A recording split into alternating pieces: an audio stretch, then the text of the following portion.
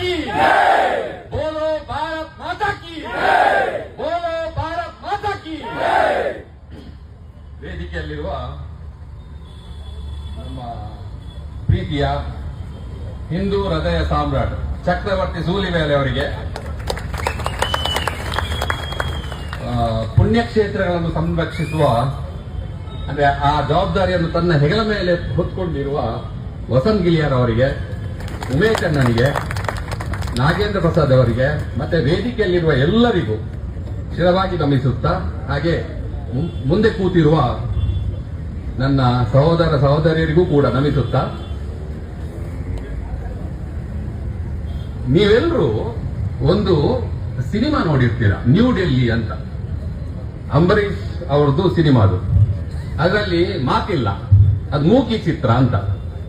ನಾನು ಇವತ್ತು ಬರುವಾಗ ಮೂಕಿ ಭಾಷಣ ಮಾಡುವ ಅಂತ ಇದ್ದೆ. ಏನು ಮಾತಾಡೋದೇ ಬೇಡ, ಯಾಕೆಂದ್ರೆ ಅದು ಮಾತಾಡಬಾರ್ದು, ಇದು ಮಾತಾಡಬಾರ್ದು, ಹಾಗೆ ಮಾತಾಡಬಾರ್ದು, ಹೀಗೆ ಮಾತಾಡಬಾರ್ದು ಅಂತ ನೋಟಿಸ್ ಕೊಟ್ಟಾಗ ಒಂದು ಮೂಕಿ ಭಾಷಣ ಮಾಡಿದ್ರೆ ಹೆಂಗೆ ಅಂತ ಅನಿಸ್ತು. ಇರ್ಲಿ, ಅದು ಅವರ ಕರ್ಮ, ಇದು ನಮ್ಮ ಧರ್ಮ.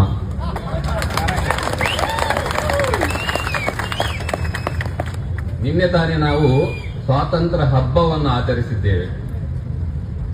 ಈ ಸ್ವಾತಂತ್ರ್ಯ ಹಬ್ಬವನ್ನು ಯಾಕೆ ಆಚರಿಸಿದ್ದೇವೆ?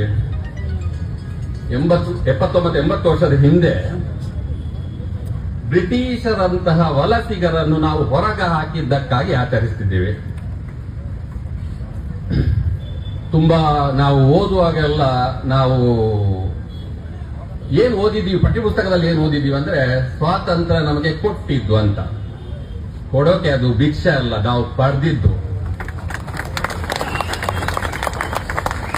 ಎಷ್ಟೋ ಹೋರಾಟಗಾರರ ಬಲಿದಾನ ಆದ ನಂತರ ಆ ಸ್ವಾತಂತ್ರ್ಯವನ್ನು ಪಡೆದಿದ್ದು. ಅದು ವಿಷಯ ಬೇರೆ, ಯಾಕೆಂದ್ರೆ ಆ ಸ್ವಾತಂತ್ರ್ಯದ ಹೆಸರಲ್ಲಿ ಒಂದು ಕುಟುಂಬ ದಿನಾ ಬಿರಿಯಾನಿ ತಿಂತ ಇದೆ.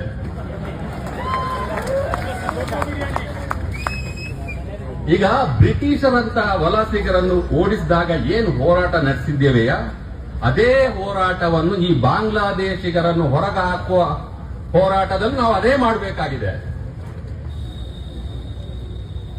2 ವರ್ಷದ ಹಿಂದೆ ದೆಹಲಿಯಲ್ಲಿ ಒಂದು ಅಪಾರ್ಟ್ಮೆಂಟ್ ಅಲ್ಲಿ ಒಬ್ಬ ವಾಚ್ಮ್ಯಾನ್ ಬಾಂಗ್ಲಾದೇಶಿಗ ಆಗಿರ್ತಾನೆ. ಆಗ ಆ ಅಪಾರ್ಟ್ಮೆಂಟ್ ನ ಏನೋ ಅಪಾರ್ಟ್ಮೆಂಟ್ ಅಲ್ಲಿ ಸಮಸ್ಯೆಯಾಗಿ ಆ ವಾಚ್ಮ್ಯಾನ್ಗೆ ಹೊಡಿತಾರೆ. ರಾತ್ರಿ ಆದಾಗ 200-300 ಬಾಂಗ್ಲಾದೇಶಿಯವರು ಆ ಅಪಾರ್ಟ್ಮೆಂಟ್ ಮೇಲೆ ಅಟ್ಯಾಕ್ ಮಾಡಿಬಿಡ್ತಾರೆ. ಎಷ್ಟೋ ಹೆಂಗಸರು ಬಾತ್ರೂಮ್ಗೆ ಲ್ಯಾಚ್ ಹಾಕೊಂಡು ಒಳಗೆ ಕೂತ್ಕೊಂಡ್ಬಿಡ್ತಾರೆ ಹೆದರಿ. ಈ ರೀತಿಯ ಸಮಸ್ಯೆಯನ್ನು ಕರ್ನಾಟಕ ಕೂಡ ಎದುರಿಸಬೇಕಾ? ಈಗ ನನ್ಗೆ ಗೊತ್ತಿರುವ ಹಾಗೆ ಒಂದು ಕರ್ನಾಟಕ ಸರ್ಕಾರ ಮೊನ್ನೆ ಆಪರೇಷನ್ ಮುಕ್ತ ಅಂತ ಮಾಡಿ 1900 ಬಾಂಗ್ಲಾದೇಶಿಗರನ್ನು ಹಿಡಿದಿದ್ದಾರೆ. ನಾನು ಏನಪ್ಪ ಒಮ್ಮೆಲೆ ಇವರಿಗೆ ಜ್ಞಾನೋದಯ ಆಯ್ತಾ ಅಂತ ನಾನು ಥಿಂಕ್ ಮಾಡ್ತಾ ಇರುವಾಗ ಈಗ SIR ನಡೀತಿದೆ. ಇನ್ನು ಅವರ ಉಪಯೋಗ ಇಲ್ಲ ಅಂತ ಕಂಡು ಆ ರೀತಿ ಮಾಡ್ತಿದ್ದಾರೆ ಗೊತ್ತಿಲ್ಲ. 19 ಲಕ್ಷ ಅಂದಾಜು 19 ಲಕ್ಷ ಬಾಂಗ್ಲಾದೇಶಿಗರು ಕರ್ನಾಟಕದಲ್ಲಿ ಇದ್ದಾರೆ ಅಂತ ಒಂದು ಮಾಹಿತಿ ಬಂದಿದೆ. ಅವರನ್ನು ಕೂಡ ಅದೇ ರೀತಿ ಆಪರೇಷನ್ ಮುಕ್ತ ಅಂತ ಸೇರಿಸಿ ನೀವು ಅದೇ ರೀತಿ ಹೊರಗೆ ಕಳಿಸಿದ್ರೆ ನಮ್ಮ ಬೆಂಬಲ ನಿಮ್ಗೂ ಕೂಡ ಇದೆ, ಈ ಸರ್ಕಾರಕ್ಕೂ ಕೂಡ ಇದೆ. ಅದನ್ನು ನಾವು ಮಾಡುವ ಕೆಲಸವನ್ನು ನೀವು ಮಾಡಿ. ನೀವು ಮಾಡಿಲ್ಲ ಅಂದ್ರೆ ನಾವು ಜಿಲ್ಲೆಗಳಲ್ಲಿ ಈ ರೀತಿ ಸಭೆ ಮಾಡಿ ಬಾಂಗ್ಲಾದೇಶಿಗರನ್ನು ಹೇಗೆ ಹೊರಗೆ ಹಾಕಬೇಕು ಅನ್ನೋದು ನಮ್ಗೆ ಗೊತ್ತಿದೆ.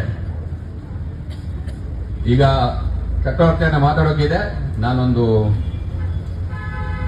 ಬಾಂಗ್ಲಾದೇಶಿಗರೇ ಭಾರತ ಬಿಟ್ಟು ತೊಲಗಿ ಅಂತ ಹೇಳ್ತು. ಬಾಂಗ್ಲಾದೇಶಿಗರೇ ಅಂತೀನಿ, ನೀವು ಭಾರತ ಬಿಟ್ಟು ತೊಲಗಿ ಅನ್ಬೇಕು. ಬಾಂಗ್ಲಾದೇಶಿಗರೇ